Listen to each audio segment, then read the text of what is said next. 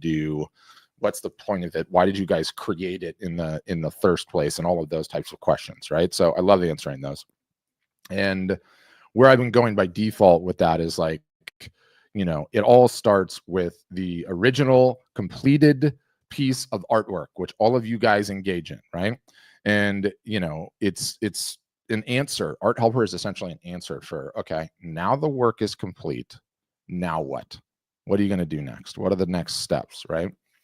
And I've been compiling this rough list, and it's like, and this is obviously just for starters, but after the work is complete, you need to title it. You need to write a description. You need to create room mockups for social media and other locations and venues. You need to write an SEO title and a description. You should likely create a social post, email your list that you've released a new piece, find other venues to promote the work, create even additional social posts to the just one, because one's not enough, right? Create a blog post. And, if I was to give you that list, we sat down and I was like, okay, ready, go. And then I said, I forgot to mention that I need all of that done today, this afternoon, before you sign off for the day. And, the cheeky response I've been using is this clip I found on the internet where it's like, yeah, okay, sure, Patrick, that's what I'm going to do. I'm going to have all of that done this afternoon. And I'm here to say, when you have an ArtHelper, all of that is actually legitimately possible, which is just absolutely crazy.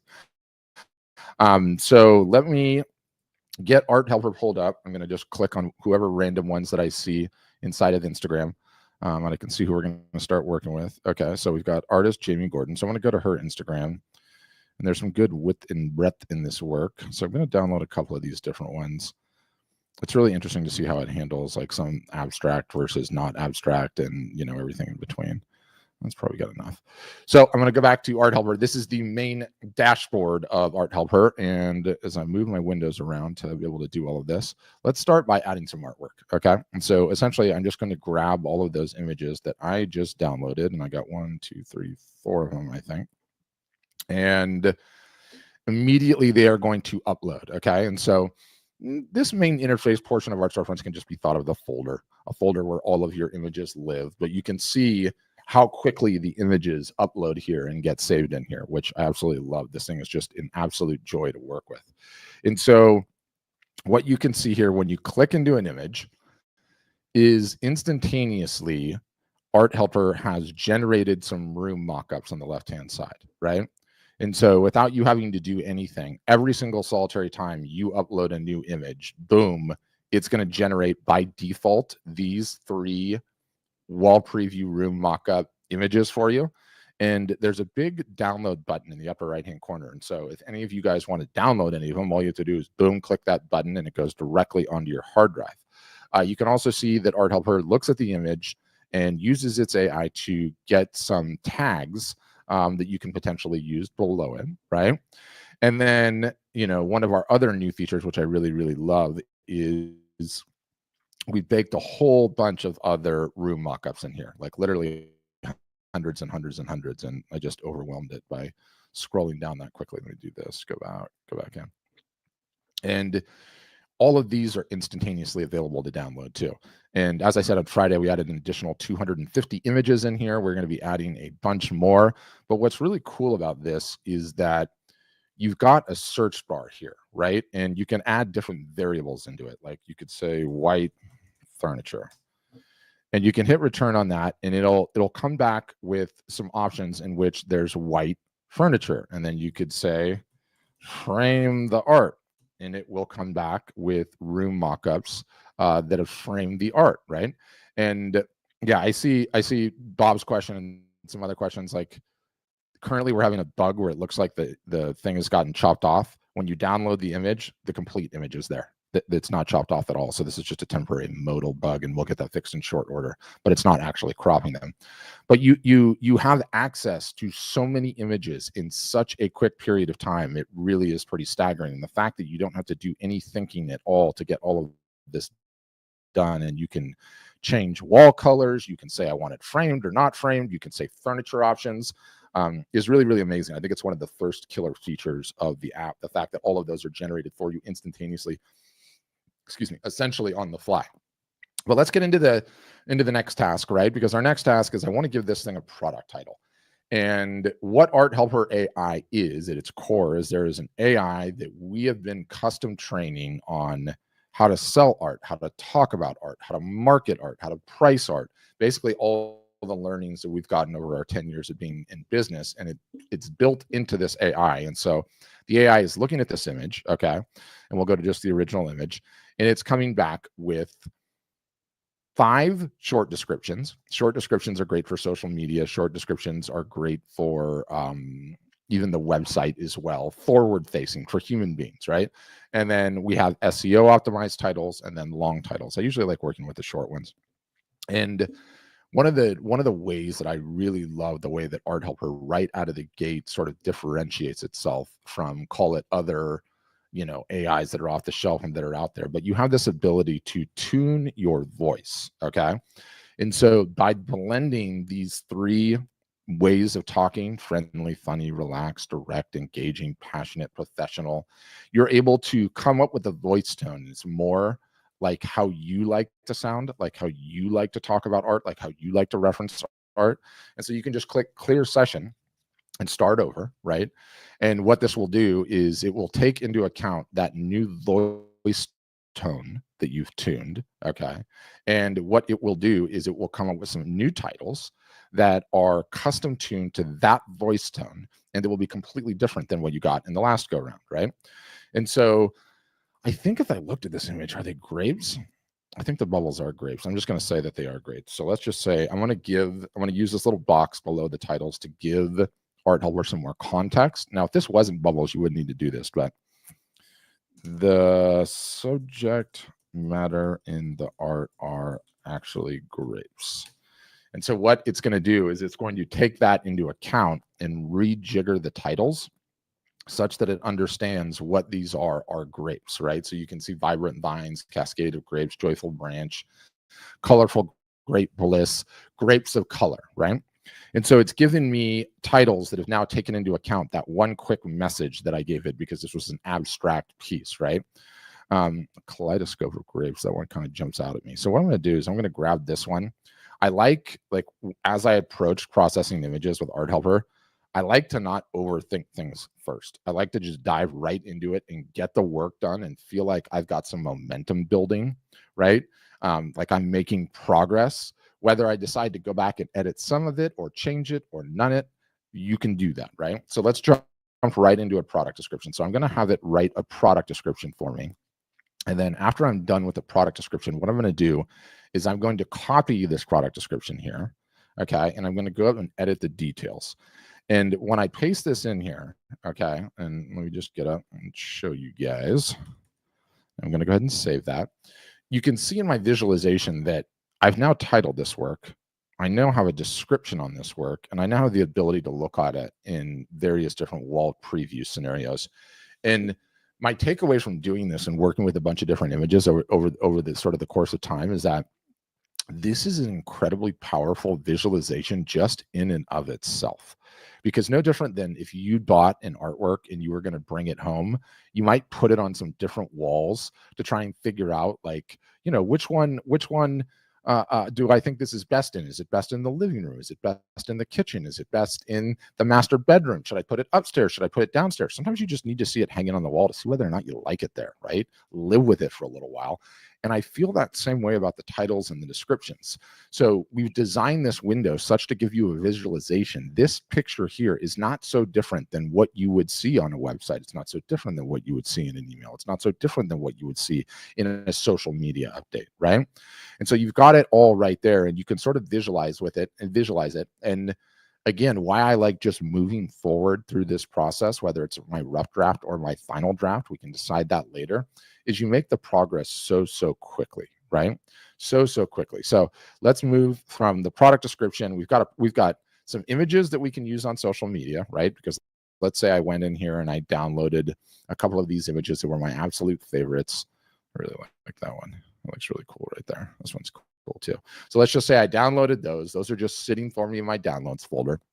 I've now got a working title, a working description, okay? And what I can do is I can go from product description to social post, right? And so now what this is going to do is it's going to write a social media post for me. And again, it could be the best social media post in the history of mankind, or it could be one that needs a little polish, or it could be one that needs a custom rule. If I don't like what it gives me right away, I usually just clear the session and start over. And the analogy that I've sort of given is it's like it's having your own team of writers, right? It's like having your own team of writers that you can just say, give me your version. And then if you don't like it, you can say, give me your version. And then you go to the next one, give me your version. And then you can kind of compare and contrast the two. Sometimes too, I will tune my voice specifically for a social media post. I'll remember what I had if it's something that I really, really like, but I'll retune my voice and go funny, witty, and poetic, right? And then I will save that. I'll clear the session and I'll start over. And what this will do is give me a completely different tone social media post. And again, it's like I'm walking into the writer's room and I'm telling the writers to give me their different versions, and I'm able to see this and play with this and like touch it and taste it. So it really is impressive. So let's say this is the social piece that we like. We're going to go ahead and post that, and boom, that's going to be done. And I'm getting a ton of questions about, well, I might as well just answer it now. I'm getting a ton of questions about the room mockups. Yes, we are putting different scenarios in here. We're going to put better search. There's been discussion about you guys being able to save things in here. And all of that is really, really important. I think one of the interesting approaches that we've taken on this, and because you guys are asking, I might as well just bump out of it. For those of you guys that are in it, there's this big feedback button inside here, okay? And when you click on feedback, what this gives you is it gives you like a Reddit style roadmap with potential features. And you guys are submitting what you want to see in here, right? Like if you want, Deep Hologram's like, I want to have environments of offices, hotels, and garages. Awesome. Put that in here. And then you guys are voting up already, like overall layout when putting images, link to website images as they're added, right? And as people vote these things up or down, that's going to tell us what's going to get made, right? And if it goes to planned, that means it's on the roadmap and it's in process, okay? If it's under review, that means I have no idea what under review means. I need to get to the bottom of that. But there's also one that says in progress, which means we're working on it. It's already, yeah, you can see here, in progress, which means we're working on it. And so it's a way more transparent approach that takes in your guys' feedback about what additional features that we want to see in here. Okay. So that's really, really important, because I feel like the closer we are to you guys, the users, and how you want to see things, right, the faster that we can get those things out the water. And, again, there's been like 3 updates to the application since Friday, the last time I presented this. So we're moving really, really quickly. But let's get back to working the piece. So next, I'm going to have it write a blog post for me. Okay. And because we have the title here, because we have the description, what ArtHelper AI is going to do is it's going to leverage that title, leverage that description information because it's saved on the image, and it's going to use that to tweak the output of the AI, right? It obviously inserts the title, and it's going to insert some of the language from the description, and it's going to end up writing you a blog post that can go directly onto your blog, right? And because you've got some images that are already generated, whatever wall preview images that caught your fancy, you're ready to go. Perhaps you have some images of this that were created, that were in process, right? As you were working on the piece, you have some of the sketches, or you have a sketch on a napkin, or any of those types of things. Well, now you can include those in the blog post, right? And I could easily copy all of this text, go to the blog on your guys' website, publish it, throw the images in, and have a working blog post in a very, very short period of time. And the great thing about the blog post too is, like, the minute that thing's published, Google is notified that you have created new content, right? And so that's something that's going to get indexed in the search engine. And, would you do a blog post for every single solitary piece that you create? No, you don't have time for that. Nobody's got time for that, right? But because you have this ability to do this so quickly, it becomes a very easy thing to do. Is just create a blog post. Why not? To finish it up, let's write a new piece email. We've just created this beautiful new piece. What we want to do is we want to go and email it to our entire list. Let them know we've come out with the new release and that it's really, really good, right? And so you can see it's written the nuts and bolts of it for you. You can insert images. And by the way, this is also a new feature that came on Friday for those that are existing users. You can now edit this and come in here, and if you don't like this first sentence, you can just take this sentence out, click done, click copy, boom, go over to the email program and obviously get it in there and send that email out, right? And it's such a staggering thing to think about. What I love about AI is, like, I know you guys, I've worked with you guys and so many artists and photographers over the last 7 to 8 years. If I asked by a show of hands the afternoon that you had a new piece ready to go, how many of you, A, did a social media post, B, titled it, C, gave it a description, 3, made room mock-ups, 4, did a social media post again, 5, sent a blog post, 6, I don't even know what number I'm on. I don't need to see any hands because I know it was none of you, because that is a daunting amount of work, right? That is a daunting amount of work in the best of circumstances. And there's just something about having an unpaid intern, if you like, a marketing assistant, if you like, a writing partner and helper, if you like, take your pick.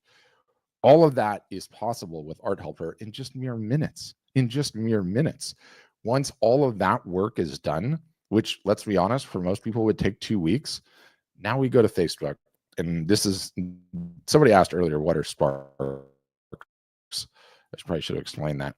The sparks are all of these individual little cards that you see in here, okay, that do individual tasks. You could even think of them as little robots if you want your assistants to do these individual things. And so I just went through product title and product description and blog post and social media post and new piece email.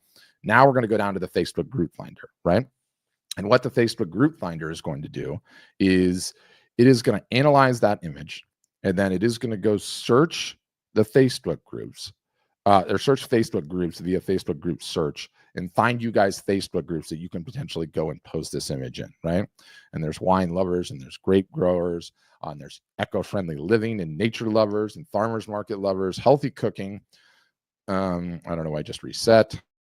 I'm on the beta version, so sometimes my thing goes a little bit buggy.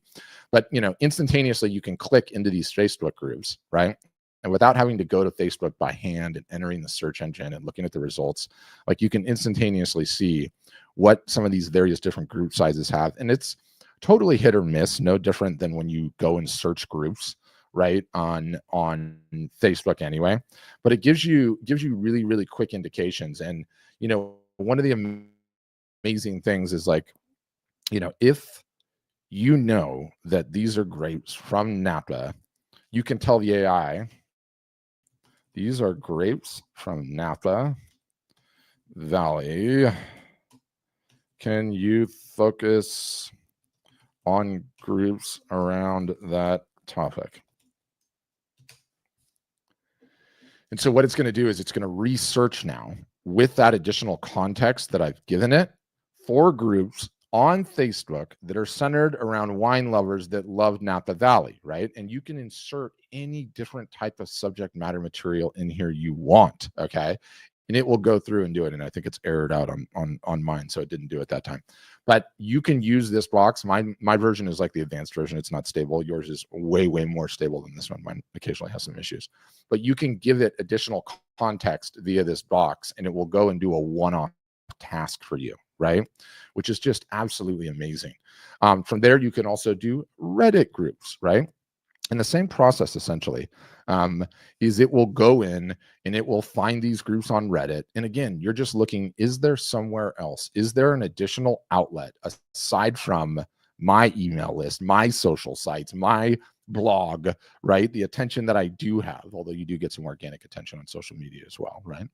Are there some other groups out there where people are potentially posting images that are really, really popular, that has a bunch of members in it, that might be a cool place to go and post this, right? And I would look at this group, and this is like mostly photos of grapes. So is this a great one? Probably not, but you never know. You could get lucky. You could post it in there and end up getting some feedback. The point of it is that you in a sheer matter of minutes are capable of having an output, right? Of having a work output that is 5 to 10 to 15 to 20x what most artists and photographers are capable of doing in a very short period of time. And I found that in my own use cases, and of course we have other ones in here, right? Like, Etsy's in here for the Etsy sellers, because there's a decent amount of you that are still selling on Etsy. So if you want an Etsy title, it will write an Etsy title, or an Etsy description, or an Etsy listing description.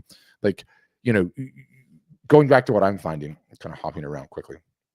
I'm finding that the sheer momentum of it, you guys, the sheer momentum of it, the starting with an image, okay, the being able to visualize it, okay, do I like this look? The going in and writing a product title, and then once you're done with the product title, writing the description, like you are going to be able to sit down, okay, with a glass of wine or otherwise and work through like 15 or 20 images in a very, very, very short period of time.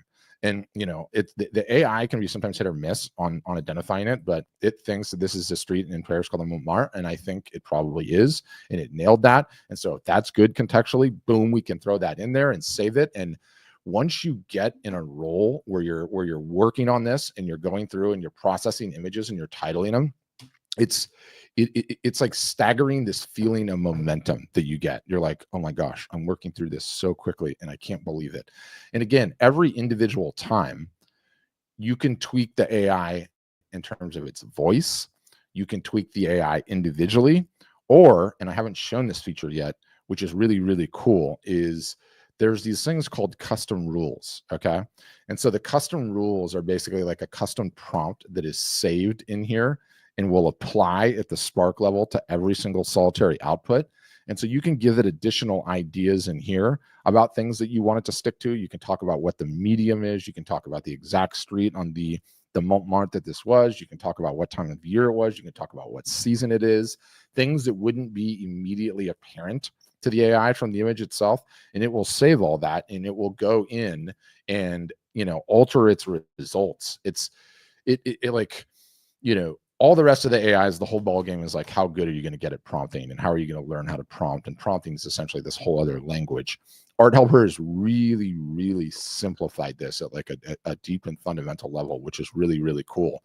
And the processing of images and going through and getting this momentum where you do 5 or 10 or 15 or 20 at a time, or you just focus on one and you nail one and you get it over the line. Like, everyone sees ArtHelper and they're like, this is just such a cool shiny object. I can't wait to play with it. I can't wait for the results that it's giving me. Look at these outputs. They're amazing. What's really hard to wrap your head around is what is going to happen to the overall level of productivity in your art business when instead of 0 blog posts, you have 50. Instead of 2 or 3 social posts, you have 200. Instead of occasionally you get a cool looking room mock-up, you have one for every image, and you have a better catchy title, and you have a better description, and you have SEO descriptions, and you're doing all of that in the absolute fraction of period of time that it took you to do that before. And when you start wrapping your head around the compounding effect of what that looks like, it's like there's 10 of you. It's like you've cloned yourself and there's 10 of you. I mean, we're trying out, analogies and metaphors and kicking them around, but it's like, having a robot assistant is almost like what we're talking about here. It's like you've cloned yourself and you have robot assistants, right? And yeah, Jen, it's a great question on when the SEO descriptions are being used. For some reason, I would have to clear my entire cache. I can't get into my art storefront store for some reason. I might try it on a different window. But the analogy with the SEO descriptions is like, when I'm doing my product titles in here, the artistic titles short, the artistic titles long are for human beings. Okay. Those are for human beings. The SEO optimized titles are for search engines. So it's about who your customer is, right? So in your art storefront's backend, there's clearly an SEO section where you're able to add in the SEO information, both on a keyword level as well as SEO optimized titles.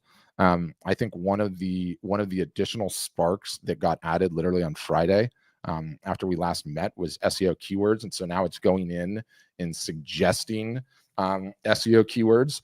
And again, the level of granularity that you guys have in this, right, is just absolutely staggering, because I can look at this, and everybody hates keyword research or even contemplating keywords. And I can look in here and I can see grape, vibrant grape, abstract arts, colorful grape artwork, nature-inspired wall art, psychedelic grape painting, dynamic fruit art, bubbles and grapes. You know, you have a wide swath to pick from, and then you can come back to your product title. And where is it? Product title. And then you can grab one of the SEO ones and then throw that in your art storefront site. But in my normal workflow, that's something that I get done like literally in just a few minutes. And again, it's this notion of just getting the entire process done in one sitting. Like the output that you guys are going to have is going to be staggering. And, you know, not for nothing, but I'm like, I can't even keep up with the chat on the sheer amount of features that you guys are suggesting, which is absolutely amazing, right? And again, I go back to like our dev cycle, our feedback loop in here. Like when you guys come in here and you're giving us these ideas that you have, and I absolutely love these ideas that you have. Like, you know, I'm laughing because every time I see them, I'm like nodding my head, right? Like Connie's in here going, can I do this? Can I do this on my iPhone? Is there an app for it? Connie, I need you to get in here and go, please create an iPhone app for ArtHelper. I want, this is the subtext, right, Connie? I want to be able to work on my art business while sitting on the couch, right? Which all of us want to do, and then create that post, right? It's going to make me log in. I don't have an account, so I can't log in. But you post that on there. If that's what gets upvoted the most, that is what we're making immediately. And we have kicked around the idea, right? You know, or Tamara is like, can it fill in the SEO for us, right? And there's some notion of workflows on there. I know Brandon on the last session showed workflows. He might be in a position to do that again today, where some of these things get done for you. But my original point is like, here it is, you guys. Feedback, tell us about it. It gets upvoted, and we are going to focus on bringing that to you guys just as quickly as we can. Brandon, over to you for your piece.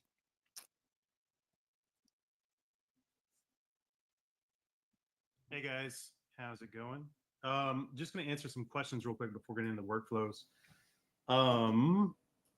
So somebody asked, do we have a LinkedIn Spark? Yes, it's in there as well. Some of these are, some of you guys that have already purchased, realize you guys are getting access to the beta program right now. The pro version, we're expecting to unlock everything in January. So it's kind of like you've ordered a car, but we're giving you, you know, a Ferrari as a loaner.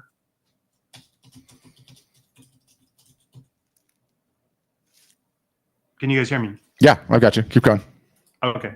Sorry, I got accidentally muted, I think. All right. Yeah, so we're giving you a loaner. You can get into the beta program. A lot of what